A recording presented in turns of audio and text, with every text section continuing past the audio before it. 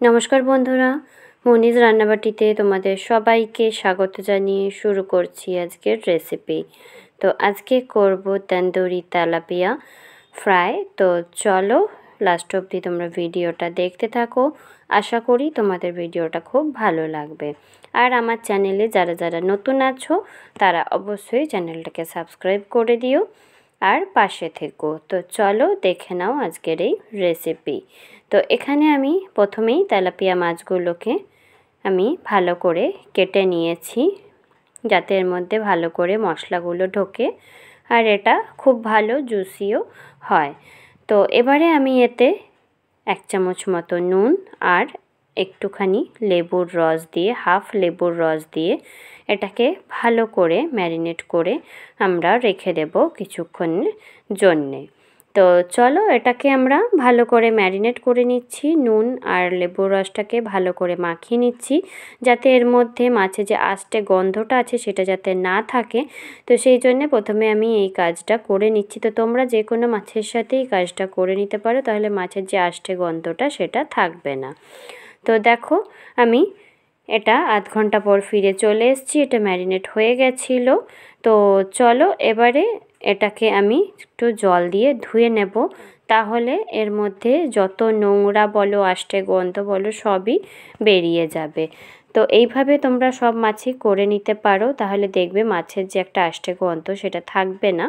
তো সহজেই তোমরা মাছটা খেতে পারবে, কোনো অসুবিধে তোমাদের গন্ধ লাগবে না। তো দেখো আমি ভালো করে মাছটাকে পরিষ্কার করে নিচ্ছি, যাতে মাছটার মধ্যে কোনো নোংরা না থাকে বা গন্ধও না থাকে। পুরো মাছটাকে আমি এইভাবে পরিষ্কার করে রেখে নিয়েছি।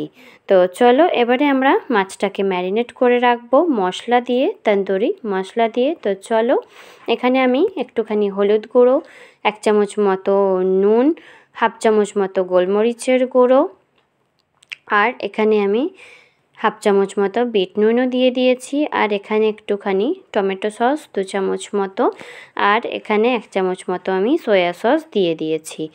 তো আর এখানে আমি আদা রসুন আর কাঁচা লঙ্কার পেস্ট দিচ্ছি। আর এই তন্দুরি মশলাটা আমি ঘরেই তৈরি করেছি।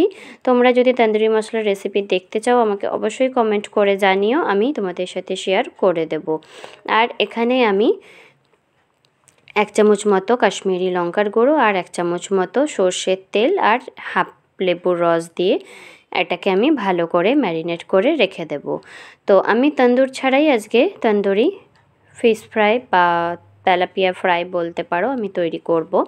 তো যে আমি তন্দুরি মশলাটা ইউজ করেছি সেটা ইউজ করলে পুরো তন্দুরের যে ফ্লেভারটা সেটা আসে, কোনো বাজার থেকে কেনা ছাড়াই আমি এটাকে ঘরেই তৈরি করে নিয়েছি। তো তোমরা অবশ্যই আমাকে কমেন্ট করে জানিও, যদি রেসিপি তন্দুরি মশলা যে আমি তৈরি করেছি সেই রেসিপিটা যদি তোমরা চাও, তো অবশ্যই আমি তোমাদের সাথে শেয়ার করে দেবো।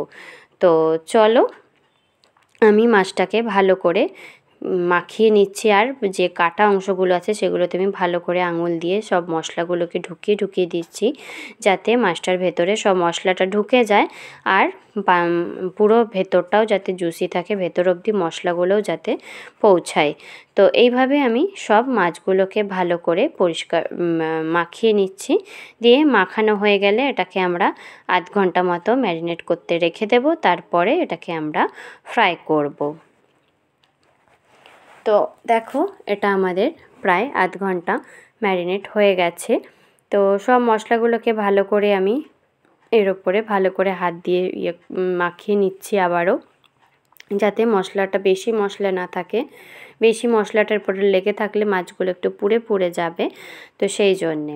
তো এখানে আমি একটুখানি ফ্রাইং প্যানে তেল নিয়ে নিয়েছি। খুব বেশি তেল নেওয়ার দরকার নেই, যেহেতু এটা তন্দুরি ফ্রাই করব, অল্প একটু তেলেই এটা আমাদের তন্দুরি ফ্রাই হয়ে যাবে। তো আজকে আমি তন্দুর ছাড়াই এটা তোমাদেরকে করে দেখাচ্ছি। তো দেখো মাছগুলোকে আমি এক এক করে দিয়ে দিচ্ছি। মাছগুলোকে ভালো করে পিঠ উল্টে ভালো করে কড়া করে ফ্রাই করে নেব। তো দেখে তোমরা বুঝতেই পারবে কালারটা কতটা সুন্দর আসবে আর কতটা সুন্দর ফ্রাই হবে। তো দেখে আশা করি তোমরা বুঝতেই পারছো যে কালারটা আমাদের কতটা সুন্দর আসছে আর কতটা সুন্দর আমাদের ফ্রাই হচ্ছে।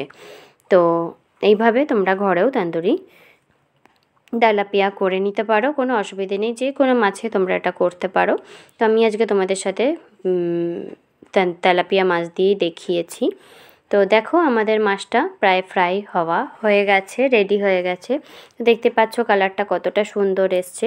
তো এইভাবেই তোমরা মাছগুলোকে সবগুলোকে ফ্রাই করে নেবে। তো আমাদের তন্দুরি তেলাপিয়া ফ্রাই রেডি হয়ে গেছে। তো রেসিপিটা যদি ভালো লাগে তাহলে like, share, comment and subscribe করে অবশ্যই পাশে থেকো, আর পাশে থাকা বেল আইকনটা অবশ্যই প্রেস করে দিও যাতে সবার আগে তোমাদের কাছে নোটিফিকেশন পৌঁছে যায়। তো চলো দেখা হচ্ছে পরের দিন অন্য আরেকটা রেসিপি নিয়ে। তো দেখো এবারে আমি তোমাদের মাছটা একটু ভেঙে দেখাচ্ছি কতটা সফট আর কতটা জুসি হয়েছে। তো অবশ্যই তোমরা ঘরে একবার হলেও ট্রাই করো। তো চলো।